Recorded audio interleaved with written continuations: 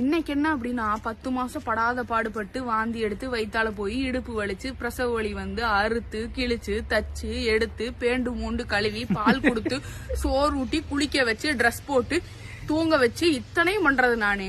அம்மான்னு கூப்பிடு குட்டி அப்படின்னா அப்பா அப்படின்னு என் வயிற்றுல கிருஷ்ணாயில ஊத்தி கொளுத்துன மாதிரி அப்படி ஒரு எரிச்சல். வயிற்றுல பாலாறு தேனாறு அப்படியே ஓடுது. அவன் அப்பான்னு கூப்பிடுறது எனக்கு எந்த பிரச்சனையும் கிடையாது. அம்மான்னு கூப்பிடுன்னு சொல்லும் போது அப்பா